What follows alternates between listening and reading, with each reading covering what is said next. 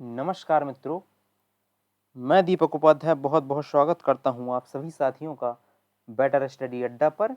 दोस्तों, ये मैथ की सीरीज का तीसरा पार्ट है जो सभी एग्जाम के लिए महत्वपूर्ण होने वाला है, जहां भी जिस भी एग्जाम में मैथ पूछा जाता है।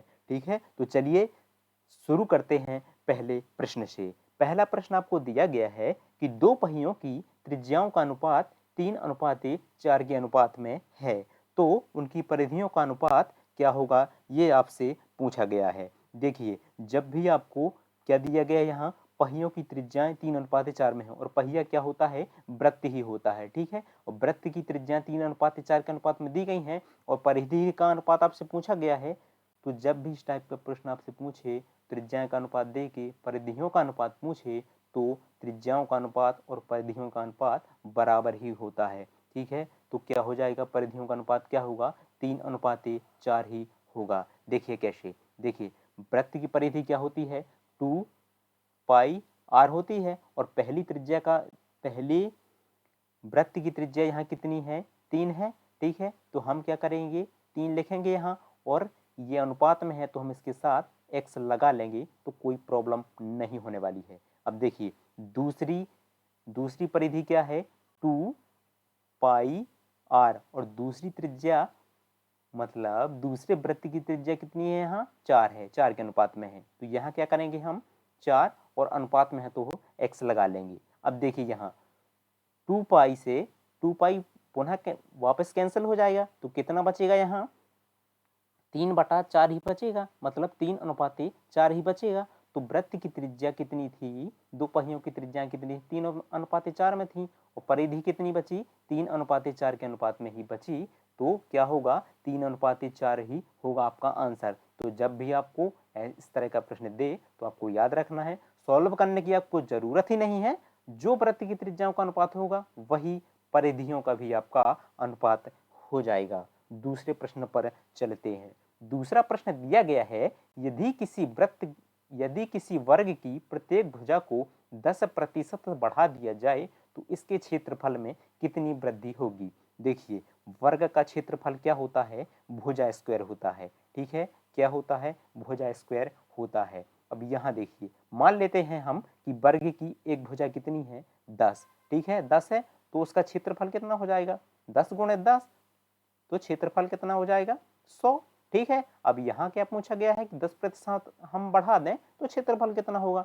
देखिए 10 का 10% कितना होता है, 10 का 10% कितना हो जाएगा, 1 ही हो जाएगा। ठीक है, तो ये कितना हो जाएगा, 10 से कितना बढ़ा, 1 बढ़ा तो 11 × 11।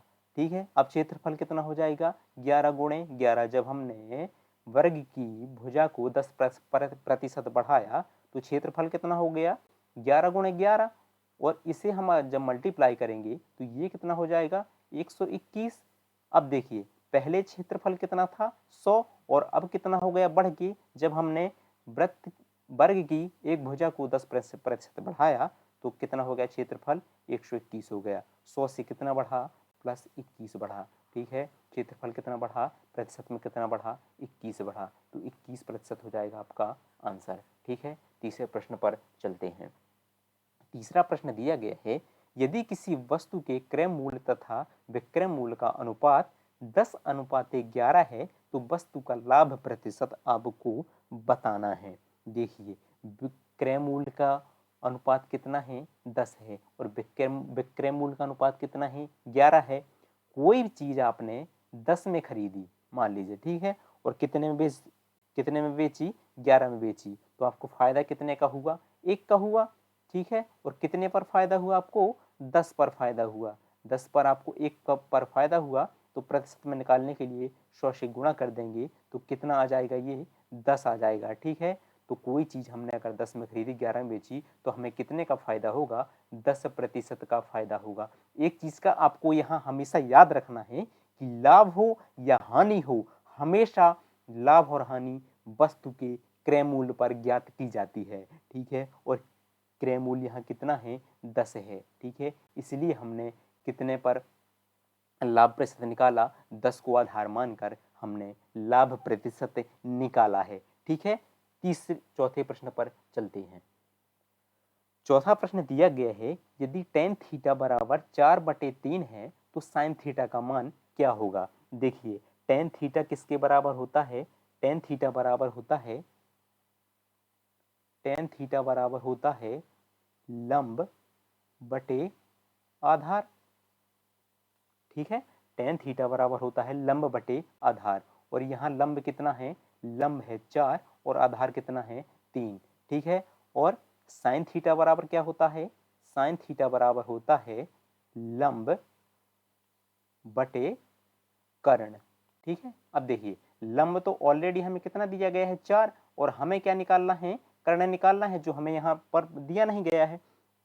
लेकिन ऑप्शन को अगर आप ध्यान से देखेंगे तो सिर्फ विकल्प ए ही एक ऐसा ऑप्शन है जिसमें अंश में क्या दिया गया है, 4 दिया गया है, जो कि क्या है, लंब है। बाकी किसी भी ऑप्शन में आपको लंब नहीं दिया गया है, तो आपको कर्ण निकालने की यहाँ जरूरत ही नहीं है। ऑप्शन नंबर ए हो जाएगा आपका आंसर, क्योंकि यहाँ हमें लंब गिवन है और बाकी किसी ऑप्शन में हमें लंब नहीं दिया गया है, तो आपको कर्ण निकालने की जरूरत नहीं है। आपको ऑप्शन नंबर ए ही लगा देना है। अगर आपसे यहाँ पर कर्ण अगर न दिया गया होता, इस ऑप्शन में भी होता, तो आपको क्या करना था, आपको पाइथागोरस प्रमेय नकल लगा के आपको कर्ण निकाल लेना था।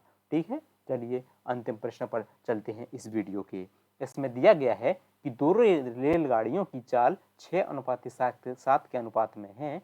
यदि दूसरी रेलगाड़ी 4 घंटे में 364 किलोमीटर चलती है तो पहली रेलगाड़ी की चाल कितनी है, ये आपको बताना है।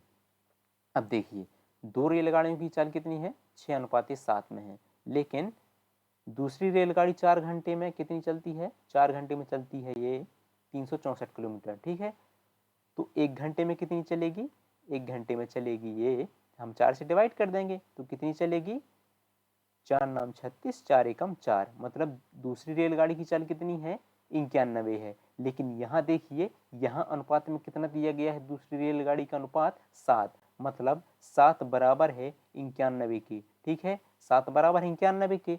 ठीक है, 7 बराबर 91 के, तो हमें क्या चाहिए, पहली रेलगाड़ी की चाल चाहिए है, जो किस अनुपात में दी गई है, 6 अनुपात में। ठीक है, तो हमें क्या करना है, 6 से मल्टीप्लाई कर लेना है, और जब हम इसे सॉल्व करेंगे तो कितना मिलेगा हमें, 13 सत्ते 91 और 13 छंग 78, मतलब 78 हो जाएगा आपका इस प्रश्न का आंसर।